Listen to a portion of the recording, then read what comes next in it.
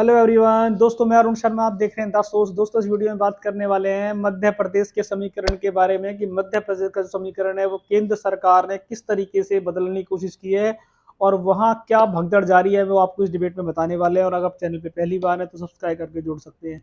दोस्तों बात कर लेते हैं मध्य प्रदेश के बारे में कि मध्य प्रदेश में इस बार बीजेपी सरकार ने जो अपनी चुनावी गेम चेंजर प्लान बनाया है उसमें केंद्रीय मंत्रियों को जो उन्होंने जगह दी और स्थानीय नेताओं को जो टिकट काटा, उससे आपस में रोज जारी है। केंद्रीय मंत्री बिल्कुल भी खुश नहीं है उनके इस प्लान से, बल्कि उनके कैलाश वर्गीय ने साफ कह दिया कि हम छोटे कद के नेता नहीं हैं, हम इस तरीके का इलेक्शन नहीं लड़ना चाहते। और बीजेपी ने हमसे पूछा नहीं और हमसे बिना मांगे टिकट दे दी, जो बीजेपी की पार्टी पे ही सवाल खड़े कर देते हैं। अब स्थानीय नेताओं की जो टिकट मांग रहे थे उनको हार का डर सता रहा था और बीजेपी ने उनका पत्ता काट दिया। सबसे मुख्य बात इस डिबेट में है कि शिवराज सिंह जो निरंतर सरकार चलाते आ रहे थे और जिनका जनता में एक चेहरा था, बीजेपी ने इस बार हार के डर से इस बार सीएम का चेहरा समाप्त कर दिया और उनको घर बैठाने की कवायद जारी कर दी। जिस प्रकार अगर बात करें शिवराज सिंह की तो उन्होंने ढेरों योजनाएं चलाई और जनता में वो काफी लोकप्रिय मामा जी के नाम से भी जाने जाते हैं। पर बीजेपी इस बार किसी भी सूरत में शिवराज सिंह को इलेक्शन में नहीं लड़ाना चाह रही थी और उनका नाम मिटाना की कोशिश पूरी कवायद जारी थी, जिस पे शिवराज सिंह का दर्द देखा जा सकता है। उन्होंने दर्द भरे आंसू से 2 दिन पहले अपने पूरे सदस्य दल की बैठक ली और उन्होंने धन्यवाद प्रकट किया और बीजेपी ने उनका नाम एक तरीके से मिटाने की पूरी कवायद जारी की है। पहली बार ऐसा देखा जा सकता है कि बीजेपी अपने सीएम को ही घटाने की कोशिश कर रही है और किसी भी तरीके से 3 प्रदेशों में उन्होंने सीएम को मिटा दिया है। अब बीजेपी की क्या कवायद जारी है कि शिवराज सिंह ने उनकी इतनी मेहनत की, शिवराज सिंह बीजेपी की पार्टी में गदगद थे और जब से उनको ये पता पड़ा कि मेरा सीएम का चेहरा भी मुझे हटा दिया गया, उसके बावजूद उनका पत्ता ही काट दिया गया। कहने के सूत्र बताते हैं कि अब उनको सिर्फ एक बीजेपी में सेवादार बनाया जाएगा, जिसको बीजेपी ने खेला कर दिया है। और बीजेपी अगर अपने निरंतर जीते हुए नेताओं का ये हाल करेगी तो शायद बीजेपी का आने वाला समय कैसा होगा।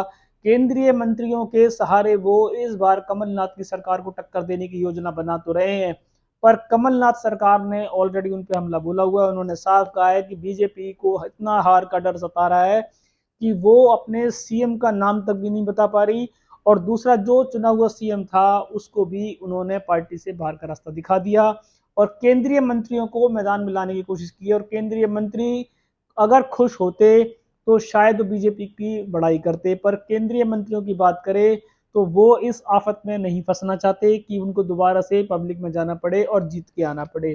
पर बीजेपी के चलते उनको अब ये निर्देश मान्य है कि उनको जाना पड़ेगा और मध्य प्रदेश का जो समीकरण इस बार बीजेपी ने अपने हाथों से बिगाड़ने की कोशिश की है तो शायद वो इस बार नहीं संभलेगा।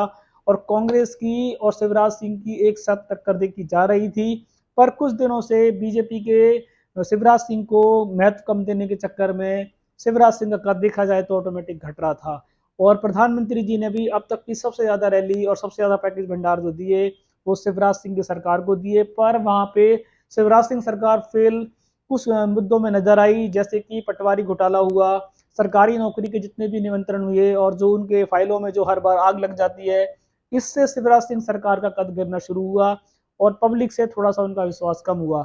भले ही उन्होंने जनता में लाडली स्कीम, बहन योजना, काफी सारी योजना लाए और प्रधानमंत्री ने खूब फूल बरसाए, पर इस बार जनता में सीएम उनका देखा जा सकता था कि मामा जी का कद ऑलरेडी खत्म होता जा रहा था।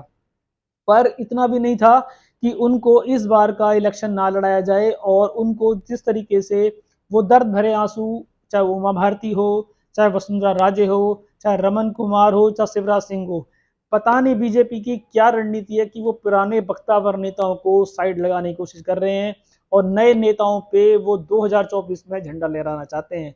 अब ये चुनावी समीकरण हो सकता है कि उनका एक नया एडवेंचर तुक्का हो जो लग जाए, पर बुद्धिजीवी और ग्राउंड पोल इसके खिलाफ है। वो कहता है कि नए नेताओं को जिम्मेदारी देनी चाहिए थी, पर पुराने नेताओं का उनको दमन नहीं करना चाहिए था, जैसे शिवराज सिंह का हुआ, वसुंधरा राजे को दबाने की कोशिश हो रही है, रमन कुमार की हो रही है।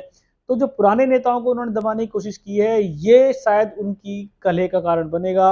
और अभी फिलहाल जो मामा जी के साथ खेला हुआ है ये मामा जी के दुख को प्रकट करता है। उसमें सिंधिया भी भाग ले रहे थे और सिंधिया को भी सीएम की कुर्सी से बाहर का रास्ता दिखा दिया गया है। उन्होंने कहा है कि इस बार वो केंद्रीय किसी मिनिस्टर को ही सीएम का ताज देंगे। दोस्तों फिलहाल अभी काफ़ी सारी चर्चा है, काफ़ी सारा डिबेट है जिस पे चर्चाएं आनी है। इसमें कुछ भी और जानकारी मिलेगी हम आपको समय से पहले बताएंगे, क्योंकि इस बार बीजेपी जीत के साथ साथ कुछ नया करने के युग में है और वो नया युग उनके लिए अच्छा होगा या बुरा होगा ये समय बताएगा। फिलहाल हम चुनावी समीकरण पर नजर बनाए हुए हैं, हर मुद्दे की पहली खबर आपको ला के देंगे। अगर आप चैनल में पहली बार हैं और आपने चैनल पे कोई डिबेट नहीं देखी है और आप देखना चाहते हैं तो हमारे चैनल को सब्सक्राइब कर सकते हैं, ताकि आने वाली और पुरानी सारी डिबेट आपको टाइम पे मिलेंगी। दोस्तों मैं मिलूंगा आपको नए चुनावी समीकरण के साथ, तब तक अपना ध्यान रखें। नमस्कार दोस्तों।